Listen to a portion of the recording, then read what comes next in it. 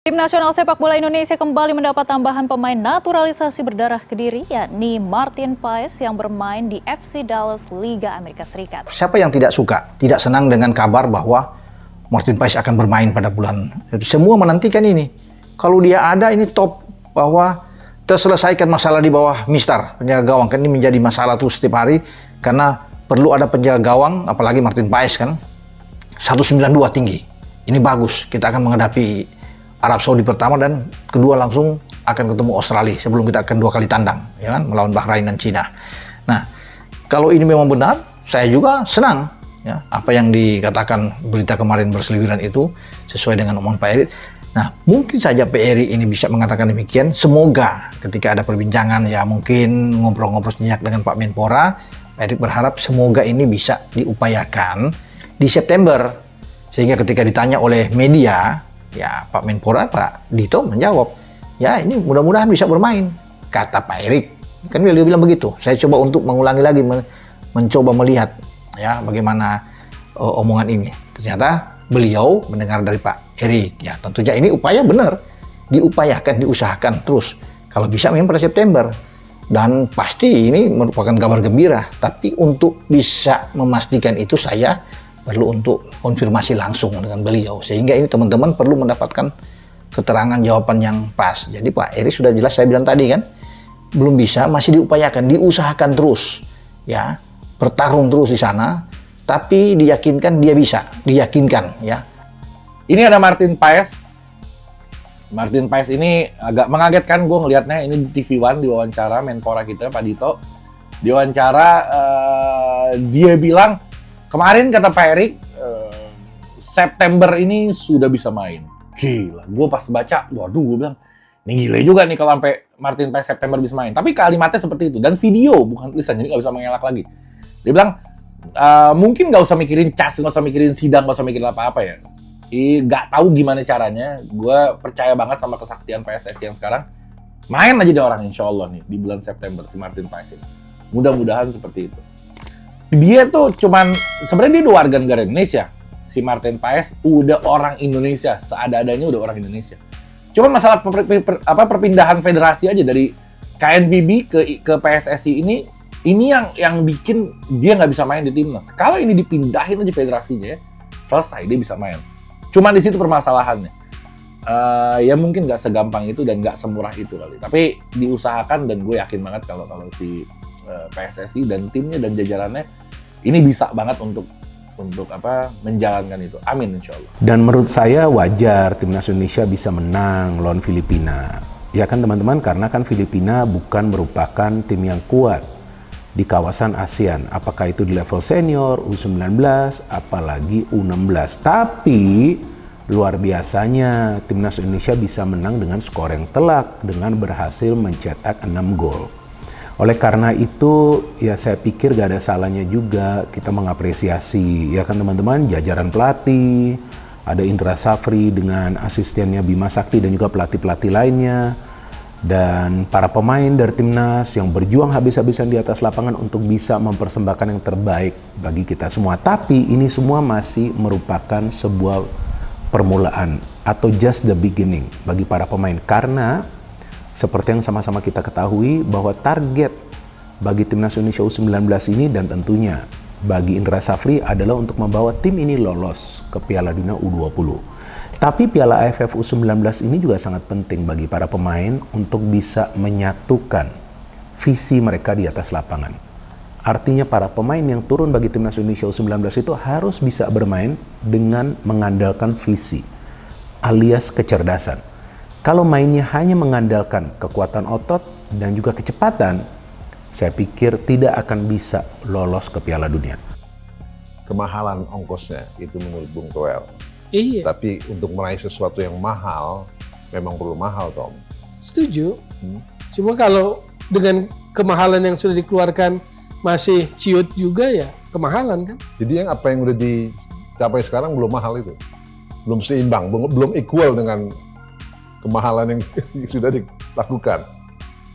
Round 3-nya equal. Round 3-nya equal. Dan 3-nya equal.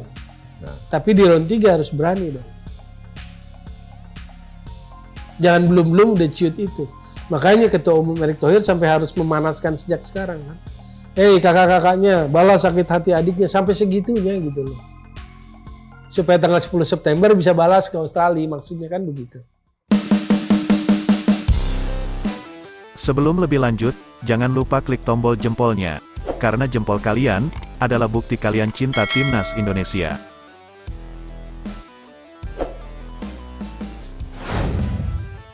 Jelang tampil di kualifikasi Piala Dunia 2026 putaran ketiga, bulan September nanti, skuad Garuda mendapat angin segar dengan potensi bergabungnya kiper MLS, Maarten Paes.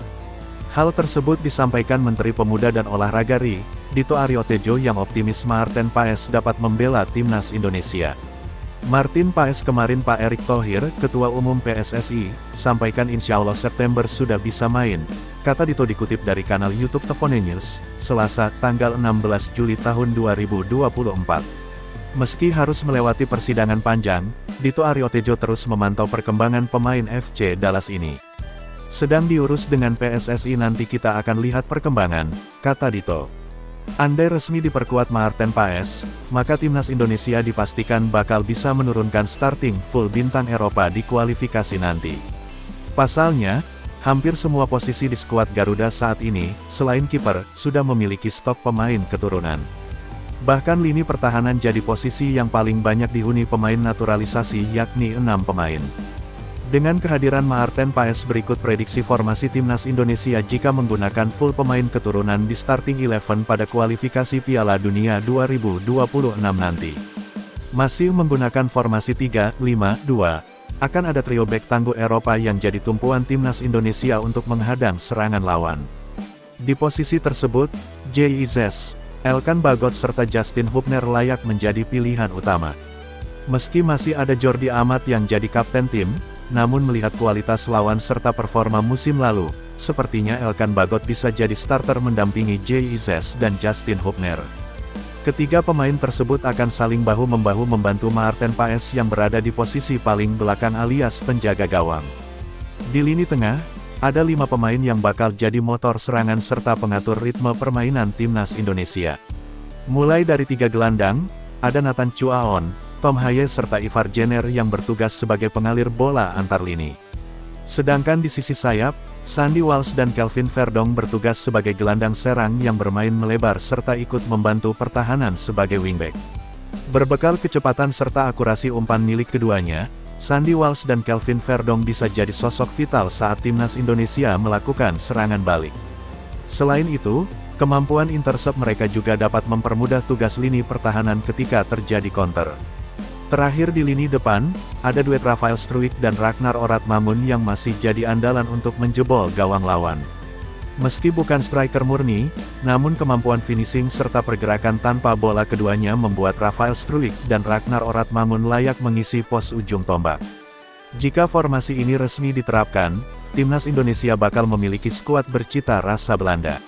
Pasalnya, hampir sebagian dari pemain tersebut lahir dan masih berkarir di Belanda. Hanya Elkan Bagot yang lahir di luar Belanda dan belum pernah rasakan kompetisi di negeri kincir angin. Berita selanjutnya, ranking FIFA Timnas Indonesia naik ke 133 dunia, terbaik sejak 2011. Tim nasional sepak bola Indonesia naik 1 peringkat FIFA ke 133 dunia per tanggal 18 Juli tahun 2024 dengan memperoleh 1.108,73 poin. Ini adalah peringkat terbaik sejak 13 tahun lalu atau tepatnya pada Juli tahun 2011.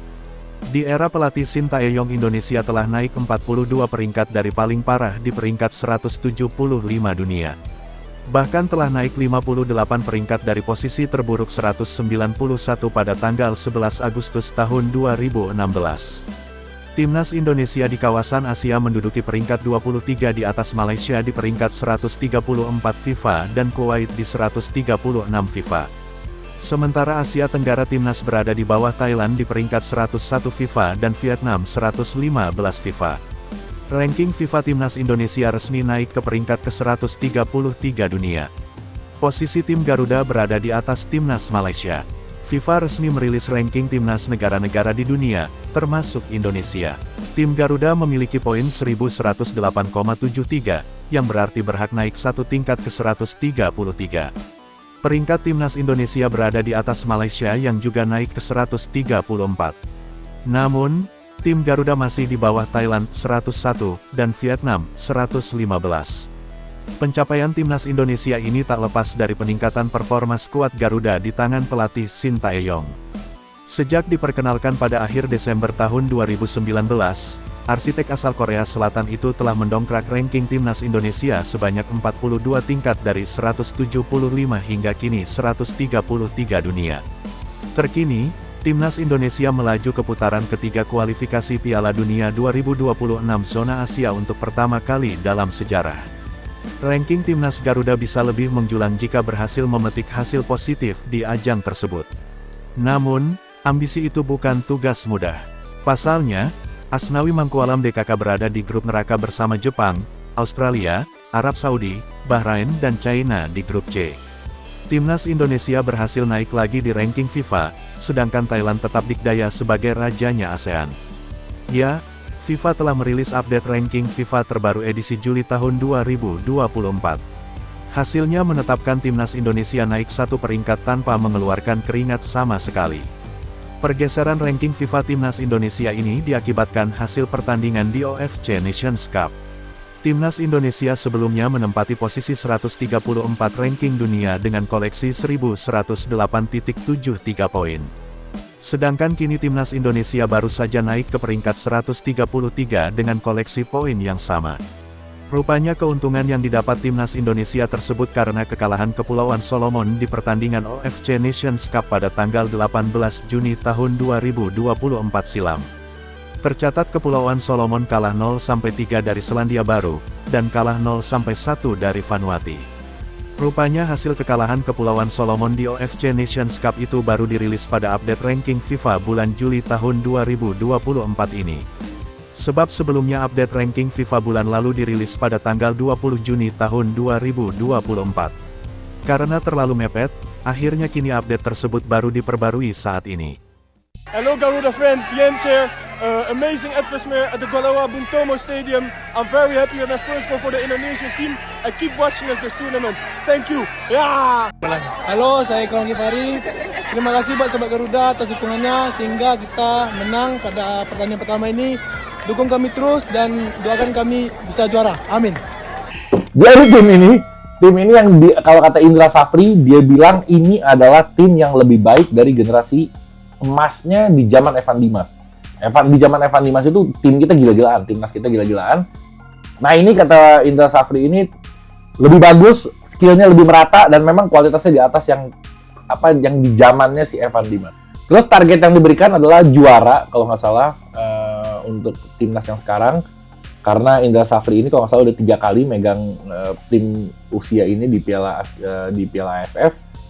Dan cukup oke lah dia. Apalagi dengan sekarang ada tambahan pemain keturunan, rasanya sih lebih oke. Ini Arkan Kakak kalau misalkan duet sama si Jens ini kan tipikal, dia kan tinggi banget ya, hampir 190-an kalau nggak salah. Kalau misalkan dia bermain dengan level yang AFF yang pada kecil-kecil, ya gue rasa sih harusnya dia bisa nyetak gol banyak, harusnya dia bisa top score di sini. Kalau dia nggak bisa top score, agak ragu juga gue kalau misalkan dia harus main di main level senior. Oke?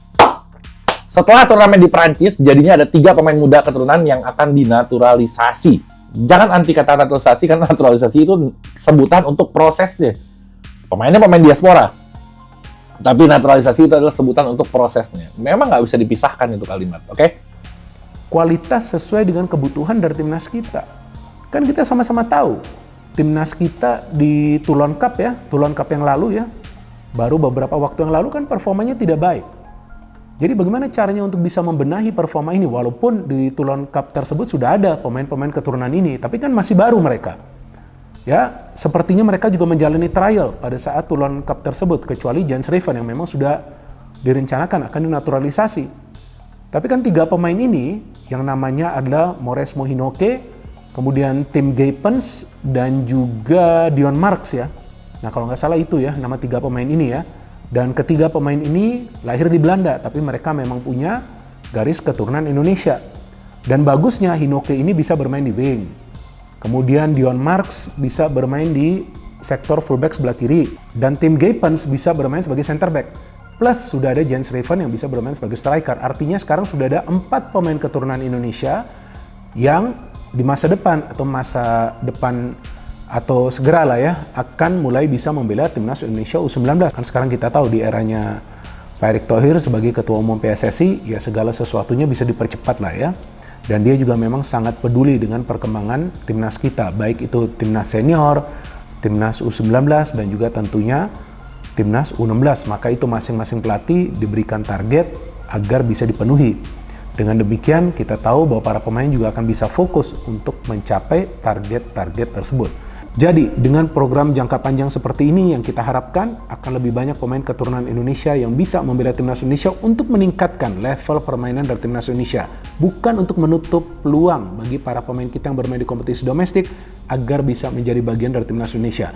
Jadi nanti siapapun yang ingin menjadi bagian dari timnas Indonesia harus bisa bersaing, dan pada saat dia diberikan kesempatan harus bisa memberikan performa terbaiknya. Dan saya yakin semua pelatih yang melatih timnas Indonesia baik di level senior, U19 dan juga U16, tiga-tiganya adalah profesional. Mereka akan melihat pemain mana yang perform, maka pemain tersebut yang akan mendapatkan tempat sebagai pemain inti atau juga akan bisa menjadi bagian dari skuad. Jadi kita tunggu saja teman-teman debut secara resmi dari Mauresmo Hinoke, Dion Marks dan juga Tim Gapens, sambil juga kita menunggu debut dari Jens Raven yang akan dia lakukan di Piala AFF U19 yang akan bergulir pekan depan. Begini loh. Contoh yang Jackson Tiago ngomong nih, yang belakangan itu muncul, bahwa dia belum pernah lihat level timnas Indonesia seperti sekarang. Yes. Oke. Tapi kan Jackson juga tahu dong bedanya gitu loh. Jangan naif gitu loh. Jangan menafikan bahwa yang sekarang kan ada naturalisasi. Yang 8 bisa di starter, yang 7 bisa di starter gitu. Kalau kita pakai istilah tuan yang ori dan naturalisasi kan komposisinya 8-3, 7-4 gitu. Gitu. Jadi nggak boleh naif gitu loh. Ini situasinya berbeda. Lalu dengan situasi berbeda gitu, kita masih mau berpatokan ngeri ya babak 3 lawan Arab, lawan Australia, lawan Kalau Jepang. tanpa ada suntikan naturalisasi lagi kan begitu yang berkembang. Yes. Dan dengan suntikan naturalisasi kalau masih begitu lagi. Martin Apa Paes bedanya? wajib hadir. Kan begitu yang berkembang. Striker terbaru harus ada. Nah buat Anda itu tidak perlu sampai kayak gitu. Ya nggak perlu kalau nggak bisa, waktunya nggak kekejar tuh. Makanya itu kan keputusannya di federasi. Silakan saja mau ambil jalan itu. Saya mau lihat dari sudut sepak bolanya. Kalau dengan segala suntikan itu masih nggak berani juga di round 3, masih kemudian berharap mukjizat bahasanya, lalu kita mulai menatap babak 4, siapa bedanya sama yang lalu-lalu gitu loh. Yang nggak ada naturalisasi gitu loh. Ya kemahalan aja ongkos yang menurut saya sih. Sebelum lebih lanjut, jangan lupa klik tombol jempolnya, karena jempol kalian adalah bukti kalian cinta timnas Indonesia.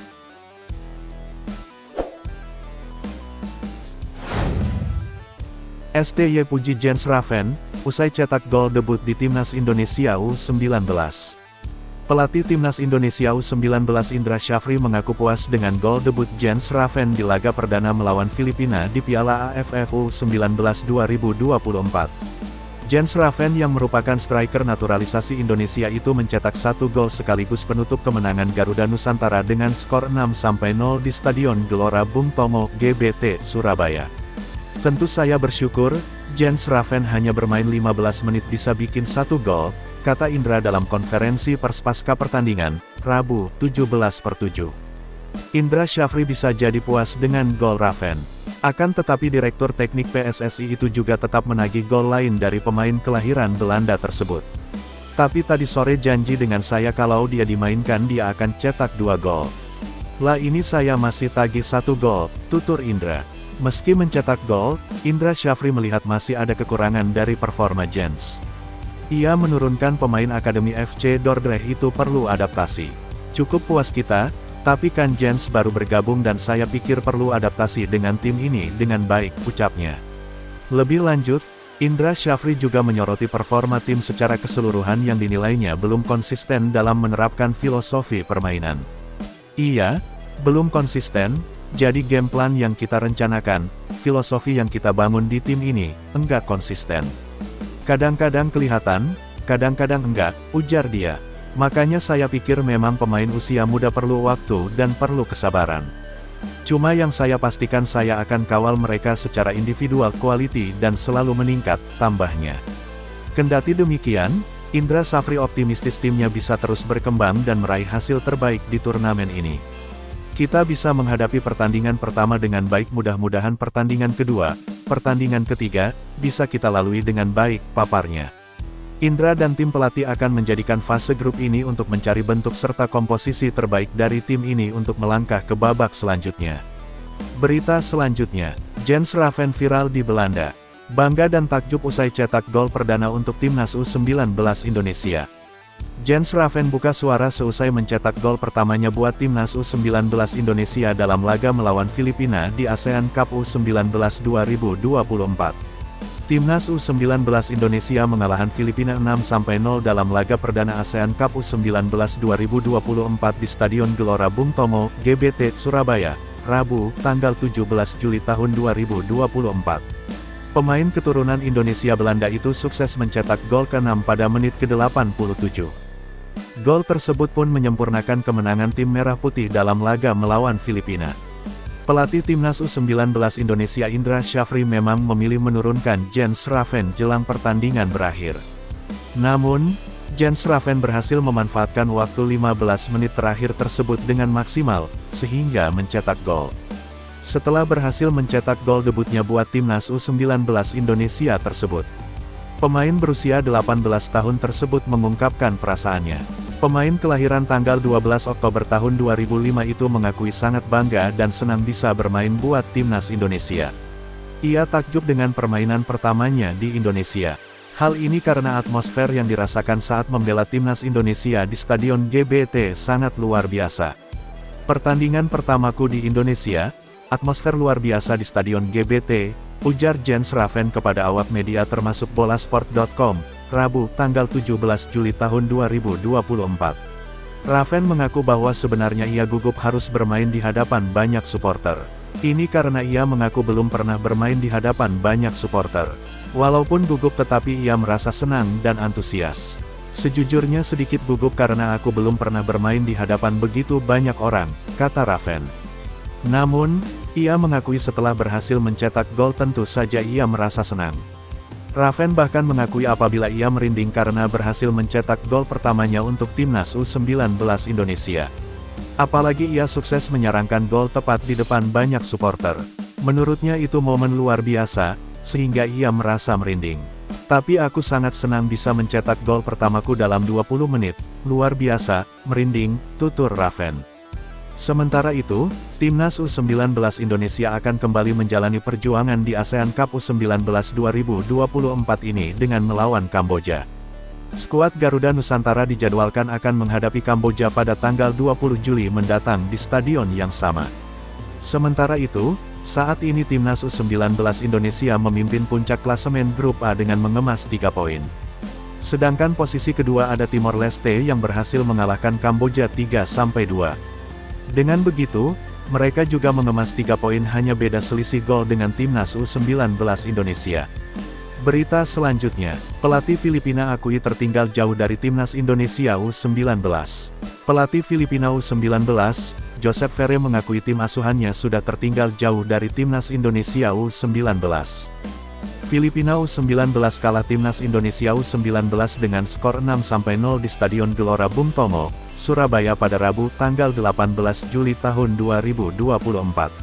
Pada pertandingan ini, Filipina diperkuat oleh beberapa pemain abroad serta keturunan. Namun cara itu baru digunakan dalam beberapa bulan terakhir di mana PSSI sudah lebih dahulu memiliki database pemain keturunan Indonesia. Saya pikir perbedaan Indonesia dan Filipina yang bisa Anda lihat bahwa masalahnya semakin besar dan makin menganga. Ini karena Indonesia telah melakukan banyak pekerjaan dalam banyak hal, soal pembinaan dan semuanya sebelumnya dan Filipina baru mengerjakannya sekarang, kata Joseph Ferre. Sayangnya, kedatangan pemain keturunan ini ternyata tak mampu menahan gempuran skuad Garuda Nusantara asuhan Indra Syafri. Kita tertinggal jauh dari Indonesia, kita mencoba beratan dan mencoba untuk melakukan serangan balik, tapi pemain kita kebanyakan baru pertama kali mencoba rumput alami, kata Josep Ferre. Filipina memang menggunakan lapangan sintetis ketimbang lapangan alami. Selain itu, ternyata tak sedikit pemain yang baru pertama kali bertemu dengan supporter di stadion. Para pemain ini baru pertama kali bermain di hadapan para penggemar, maksud saya adalah para pemain ini baru bermain di hadapan para penggemar, kata Josep Ferre. Josep Ferre mengakui hasil binaan Indra Syafri pun ternyata lebih matang dari segi permainan. Mereka menunjukkan permainan bagus, mereka lebih baik saat menguasai bola, kata pelatih asal Spanyol ini. Josep Ferre pun memuji regulasi sepak bola Indonesia yang mewajibkan memainkan pemain U23 ini sangat berpengaruh pada permainan timnas Indonesia U23. Contohnya ada Arhan Kaka, mereka juga memberikan kesempatan pada para pemain muda untuk bermain di tim sebesar Persija, Persis, Barito Putra, jadi mereka terbiasa dengan ritme kompetisi profesional yang membuat mereka berkompetisi melawan tim-tim lebih besar, kata Josep Ferre.